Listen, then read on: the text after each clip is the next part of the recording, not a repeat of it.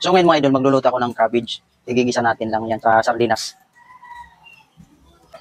Siyempre, unahin ko na itong sibuyas, bawang. Wala tayong kamatis mga idol kasi ang mahal ng kamatis dito. So igigisa ko lang muna to hanggang sa mag-golden brown mga idol. Sibuyas, bawang, bango. Mas gusto ko mas maraming sibuyas para mas mabango at mas masarap yung lasa. So ilalagay ko na itong sardinas mga idol. So yung ginamit ko dito, mega sardines. So sunod ko namang ilalagay itong carrots. Palambutin lang muna natin itong carrots ng kaunting minuto. So ilalagay ko na itong cabbage mga idol. Tahin natin itong parte na medyo matigas. Haluin ko muna. Dahon. Tapos lagyan natin ng konting tubig. Mga 2 puno dito sa lata mga idol. Katumbas yan ng isang basong tubig. So tatakpan ko muna mga idol. Yan, maliit yung takip.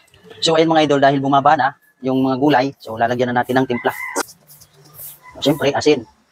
Dahil wala tayong patis. At siyempre, ang additional na pampalasa. Magic sarap. Hahaluin ko muna mga idol. Ito yung mga gulay na talagang hindi ka mauumay at hindi ka magsasawa. Simpleng sahog lang, simpleng gisa lang, meron ka ng ulam.